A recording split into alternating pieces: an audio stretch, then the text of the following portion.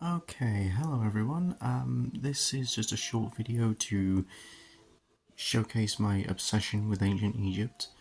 I'm just going to go through, I'm just going to go through all of the stuff here to basically just demonstrate exactly what it is I've got and maybe give a little information about what this stuff is.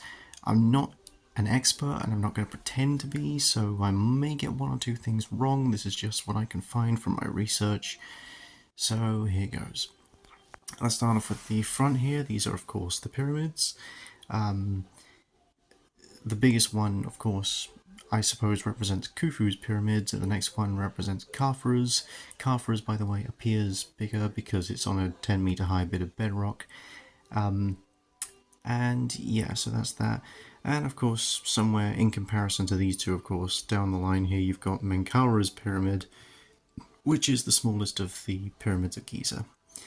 Of course, you've got somewhere in there, you've got Sneferu's pyramid, not the bent one, of course, but the regular one.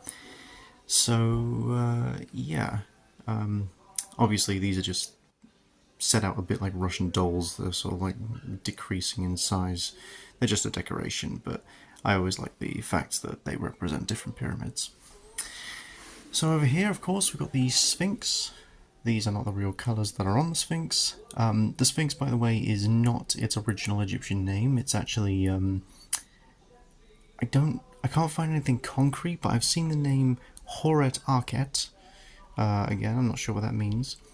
It's also unclear as to who the Sphinx is meant to be. Since it's in front of Khafra's pyramid, there are a lot of people who seem to, who have theorized that it's meant to be Khafra, and of course the fact that it's Khafra's face on a lion's body obviously is meant to symbolize power and authority. But yeah, Sphinx is actually, obviously, as you know, it's the name of a Greek monster. So I guess the first Greeks who came to Egypt saw this, thought it was a Sphinx, named it the Sphinx. So yeah, that's my little Sphinx. I got that from Luce's. If you're ever in Norwich, you should check out Luce's. It's a wonderful place. This was bought from St Gregory's Cathedral. Well, it's a church, it's not really a cathedral, but it's basically an antique shop all over the place. Sorry if you can hear some noise in the background, my brother's just come home. It keeps going out of focus there. It is obviously Anubis, or rather a priest of Anubis. I'm guessing he's meant to be holding up, in that bowl is meant to be a heart, maybe? I don't know. I'll have to look a little bit more into that, but yeah, there's that one. St. Gregory's Church, antique place. Again, if you're in Norwich, great place to visit. This was also brought from St. Gregory's. It's wonderful. It's... I have to be honest, I have hardly any information on this one, but it's really good. It's really awesome. This behind here was actually given to me by my sister. It's a piece of parchment with Anubis on it. It's not from the ancient times, as you can see. It's very modern, and yeah, it's pretty awesome stuff. They used to put this. Actually, I'll talk about that. What they used to do with Anubis statues in just a minute. Over here we have Sekhmet, Sekhmet. You can tell it's Sekhmet and not Bastet because it's got the sun disk, basically connecting her to Ra. Because some people say she is actually, she's another aspect of Ra. I think another aspect of Ra, or maybe just that she's closely related to him. She's a goddess of hunters. I will perhaps tell you a story, one of her most famous stories that involves Sekhmet at some point. But yeah, she's pretty awesome. Down here we've got a bust of Nefertiti, the wife of Akhenaten. Honestly, if I were to get into all the things about Nefertiti, we would be here for hours, so I'm not going to do that. Maybe I'll make a video about that at some point in the future. Over here we have a statue of Ptah. Ptah's an interesting one because apparently his conception was that he thought he was just a consciousness floating around. He was just a conscious mind, and he thought a body around himself. Very bizarre Egyptian mythology. Yeah. So moving on. Sorry, I keep getting my shadow in the way. This right here is a bust of the creator god himself, Amun, who you can recognize by the feathers on his head, on his crown even. So yeah, that's pretty awesome. If you ever see a bust of this, you can recognize Amun anywhere. He is obviously connected with Ra. If you see a sun disk, basically in between this part of the crown and these feathers here, that is the entity known as Amun-Ra, which is the conjoined Amun and Ra. It's very good. Over here we've got a scarab. Scarabs are obviously symbols of the god Khepri, who is the morning sun. Another aspect of the of the sun god Ra.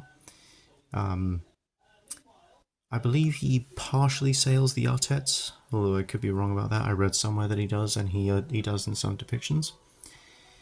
We've got another Sphinx here. This was from Inanna's in Norwich. Very, very, very good shop. Very small, but very good. Great place if you're into mythology. Here, sorry, I almost forgot this. In the middle, we've got a statue of Anubis. Now, Anubis is quite an interesting one because the reason he has a jackal's head is because he was actually, when the Egyptians first started to mummify their dead, jackals would come along and eat the corpses. So they basically put statues of jackals there outside the tombs to basically make the jackals believe that another jackal had already got there. And so, and it worked. It worked. And so from that point onwards, the jackal became a symbol of death and life after death. The afterlife, I should just say. And that's why Anubis has a jackal's head. So you won't find any temples dedicated to Anubis. In fact, they would be jackal statues or statues of Anubis outside all tombs. So that's an interesting piece of history. Here we have good old King Tut, Tutankhamun. Sorry about that, didn't quite maximum recording capacity reached. So yeah, here's Tutankhamun. He became pharaoh at 8 years old, known as the Boy King.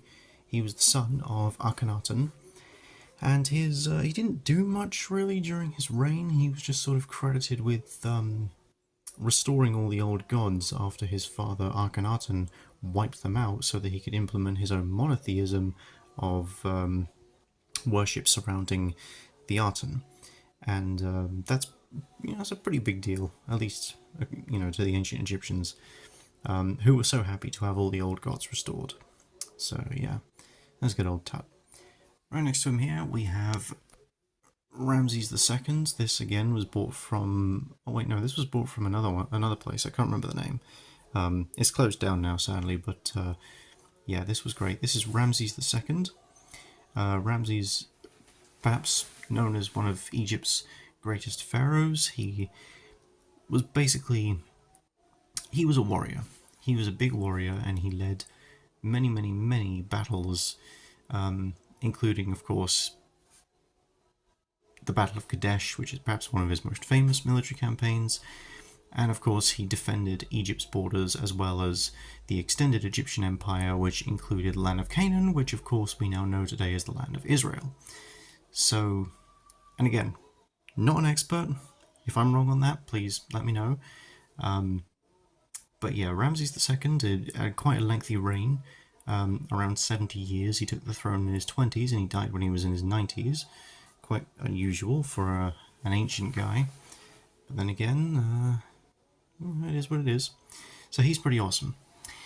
Now, oh wait, before I do, I'm going to go this one. This actually isn't Egyptian related, but I like to think that it is because it's representative of the scorpion goddess Serket.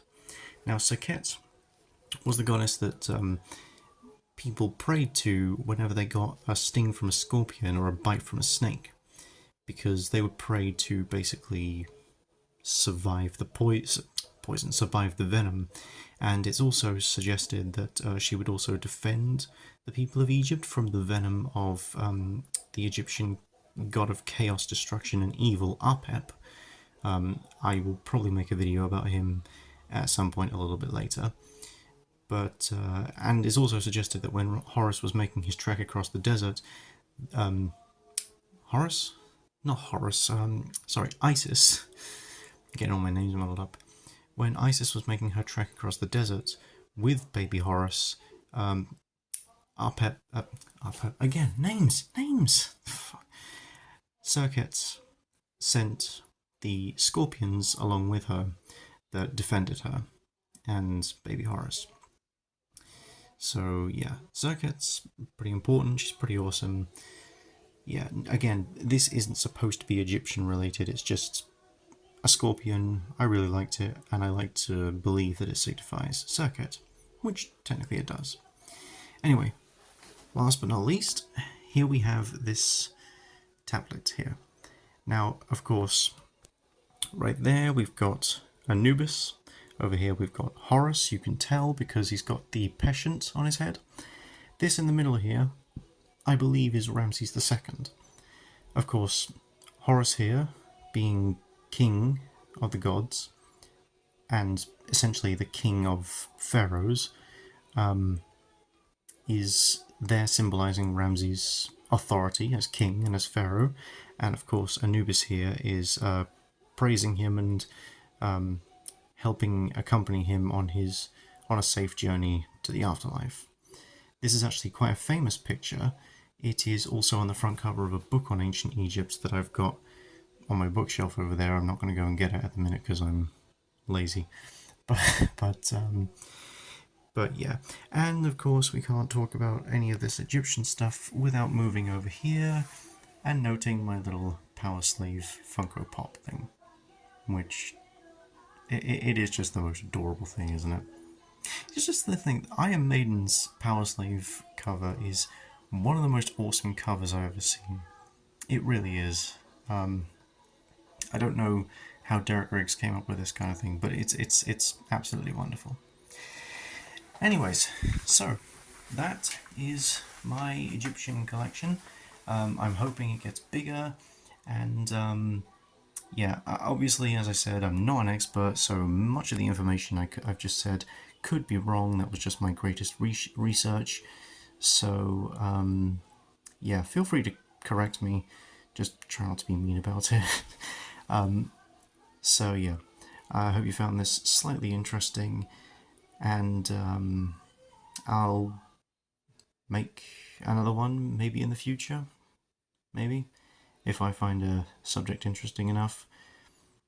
But yeah, this was my video on all my Egyptian collection. Thank you very much for watching.